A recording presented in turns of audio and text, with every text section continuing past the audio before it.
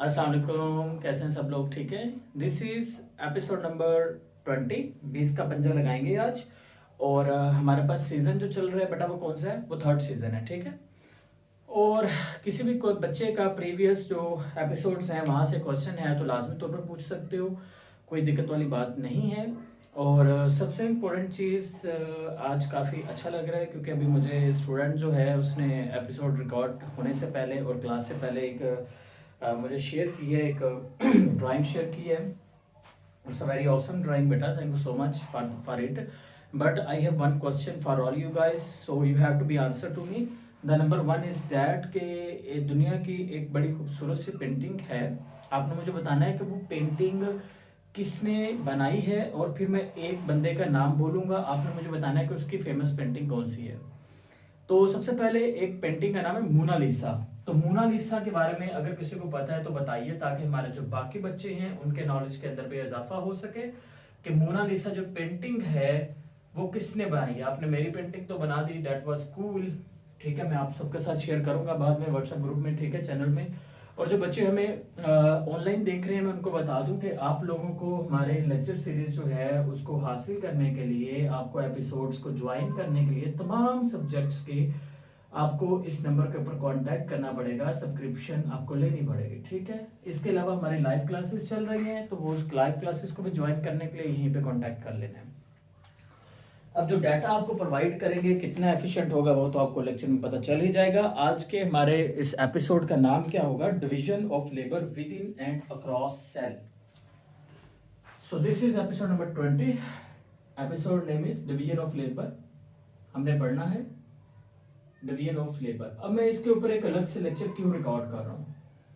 कोई ना कोई रीजन तो रही होगी ना, डेफिनेटली इसी वजह से, क्योंकि यहाँ से एक कॉन्सेप्चुअल क्वेश्चन बनना है, इस वजह से। डिवीजन ऑफ लेबर, यहाँ पे बेटा एक साइड में मैं लिख रहा हूँ विद इन सेल और दूसरी साइड पे लिखूंगा अक्रॉस सेल।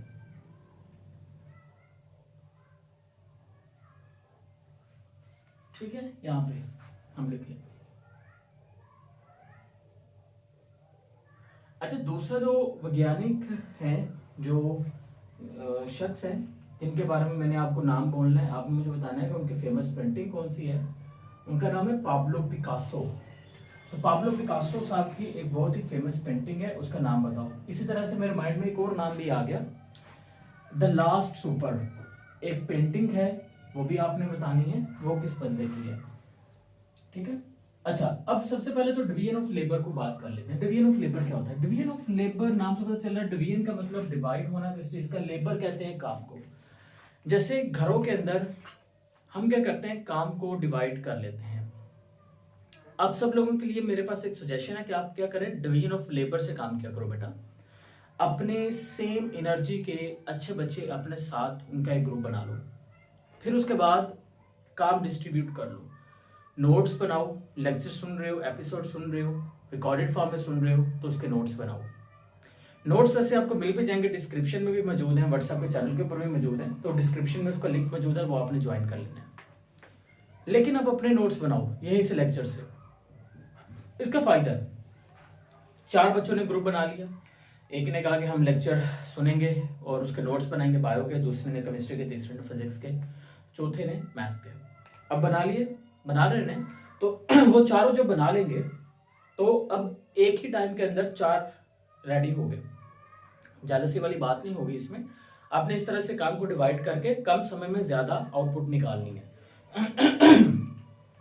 इसको कहते हैं डिवीजन ऑफ लेबर। आपने काम को डिवाइड कर लिया। तो पहला हमारा कॉन्सेप्चुअल क्वेश्चन ही यहां से बनेगा, जिसकी वजह से मैंने इतनी सारी बात की आपसे। कुछ बच्चे जो होंगे वो यहाँ पे लेक्चर जो है आपका एपिसोड स्किप करेंगे कि यार ये क्या बात हो रही है, लेकिन वो समझ नहीं पा रहे अभी। क्वेश्चन ये बनेगा, why division of labour, why division of labour is necessary within cell and across cell, within cell and across cell, पहला।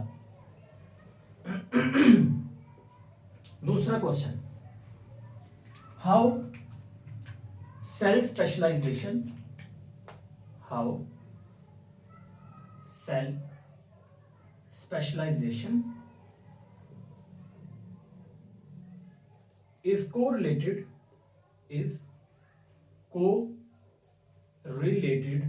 with efficiency या आउटपुट ऑफ अ वर्क। ठीक होगी बात। ये क्वेश्चंस आपके एनुअल एग्जाम जो है वहां पर आएंगे, ठीक है। बाकी एग्जाम्स की डेट करीब आने में मैं आपको हर जो आपका एपिसोड है वहां से कॉन्सेप्चुअल क्वेश्चन भी ऐड करता जाऊंगा। देखिए what is division of labour, मतलब आपके पास एक सेल है। अब उस सेल ने अभी तक अपना काम जो है वो डिवाइड नहीं किया। जैसे कि हमारे पास एक सेल है जो कि मेरी आंख के अंदर मौजूद है, उसका काम है देखने में हेल्प करना। अब उसने अपना काम स्पेसिफाई कर लिया ना कि किस में हेल्प करना है, देखने में, मतलब उसने डिवीजन ऑफ लेबर कर ली। अब वो जो आई का सेल है वो सुनने में मदद नहीं करेगा, देखने में करेगा। जो ब्रेन का सेल है वो सोचने में मदद करेगा, वो देखने और सुनने में मदद नहीं करेगा। इसको हम क्या नाम देंगे, इसको आप नाम दोगे डिवीजन ऑफ लेबर का नाम दे दोगे। क्लियर होगी बात यहां तक? अच्छा जी अब सामने जरा एक क्वेश्चन था, मुझे पहले क्वेश्चन का कोई बच्चा आंसर देना चाहता है तो जल्दी से दीजिए।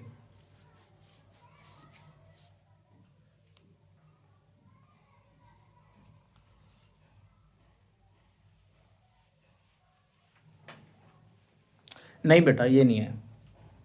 चले सबसे पहले तो आपने याद रखना है why division of labour is necessary within cell and across cell. Division of labour का मतलब सेल को एक काम में स्पेशलाइज कर देना, उसी को मैंने लिखा सेल स्पेशलाइजेशन। जब डिवीजन ऑफ लेबर हो जाएगी उसके नतीजे में क्या चीज बढ़ जाएगी, एफिशिएंसी बढ़ जाएगी। मतलब अगर देखो आई के सेल का काम सुनने में भी होता तो कितनी ही अजीब बात होती कि एक ही सेल देखने में मदद कर रहा है और सुनने में भी मदद कर रहा है, तो फिर क्या होता है कि कोई भी काम सही से नहीं होता। जैसे कि अभी मैं एक आपको डेमो देता हूं, आप लोग ऐसे बिल्कुल सीधे खड़े रहें और दोनों साइड के ऊपर ऑब्जर्व करने की कोशिश करो। क्या आप दोनों साइड पर अच्छे से ऑब्जर्व कर सकते हो? नहीं। आप देख तो पा रहे हो कि कोई आ रहा है ये नहीं, लेकिन आप ये डिफ्रेंशिएट नहीं कर पा रहे कि वो कौन है, राइट ना, कितनी स्पीड से आ रहा है। लेकिन वहीं पर अगर आप एक साइड को ऐसे देखेंगे उसको कितनी स्पीड से आ रहा है तो आपको पता चल सकता है कि ये इतनी स्पीड से आ रहा है तो इतनी स्पीड से मुझे हिट भी कर सकता है। मतलब ये हुआ कि जब एक साइड पर हमने स्पेशलाइज काम किया उसके नतीजे में हमारी ऑब्जर्वेशन एफिशिएंसी बढ़ गई। इसी तरह से जब एक सिस्टम होता है, हमारी बॉडी भी एक सिस्टम है, उसके डिफरेंट पार्ट्स जो हैं जब वो स्पेशलाइज्ड हो जाएंगे उसके नतीजे में उसकी एफिशिएंसी क्या हो जाएगी, बढ़ जाएगी। इसी को हम कहेंगे डिवीजन ऑफ लेबर। तो इसकी अगर हमें डेफिनेशन लिखनी है तो सबसे पहले हम कैसे लिखेंगे, it is a mechanism of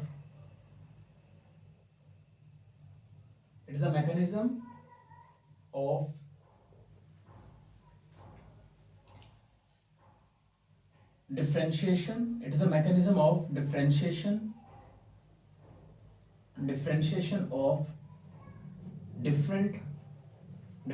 of different parts of system